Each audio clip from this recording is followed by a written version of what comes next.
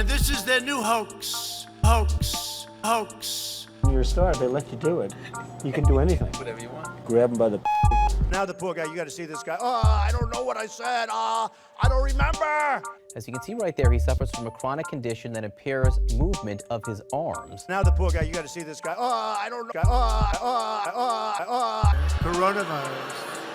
And this is their new hoax. The risk to the American people remains very low. We think we have it very well under control. We have it very much under control. We pretty much shut it down. New hoax. We did shut it down. Hoax. You know, a lot of people think that goes away in April with the heat. And you know, in April, supposedly it dies with the hotter weather. Hoax. Looks like by April, you know, in theory, when it gets a little warmer, it miraculously goes away. Hoax. We have it totally under control. Because of all we've done, the risk to the American people remains very low. We're in great shape. We're in great shape. We're in great shape. We're doing a great job. We've done a great job. Our country is doing so great. It will go away. Just stay calm. Worst case scenario, it could be the flu. Because we've done one hell of a job. I feel like the more I learn about this, the less there is to worry about. I was about to say the same thing. Nobody's done the job that we've done. It's actually the safest time to fly. Everyone I know that's flying right now, terminals are pretty much dead. Now the Democrats are politicizing the coronavirus.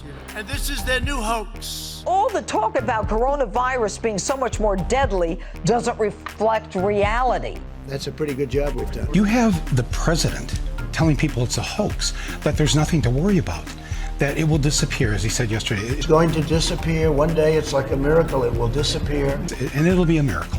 That is the most dangerous thing I've ever heard a president say in my lifetime. We look at a president who is so clearly in over his head and out of his depth. Are there words about a pandemic at this point? No, we're not at all. And Who has been dishonest, we have it totally under control. who has been imprecise, who's been inaccurate, and whose deadly indecision It's really working out, and a lot of good things are going to happen.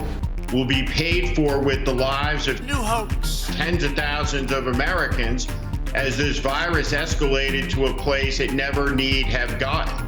One thing you will say about me, I'm not a joker. A scale of 1 to 10, how would you rate your response to this crisis? I'd rate it a 10. I think we've done a great job. New hoax. In the year 2016, the American people very narrowly put a reality TV show host and a New York City con man into the office of President of the United States, who was unequipped intellectually. Right, and then I see the disinfectant where it knocks it out in a minute, 1 minute. And is there a way we can do something like that by injection inside or almost a cleaning?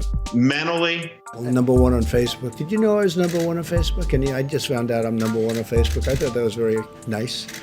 emotionally, I say that you're a terrible reporter. That's what I say. and morally. A federal judge is ordering President Trump to pay $2 million to a series of nonprofit organizations. The president misused his own charitable foundation. To be the commander-in-chief of the most powerful nation in the world. No, I don't take responsibility at all. Conducting himself in an immoral and corrupt way that led to his impeachment.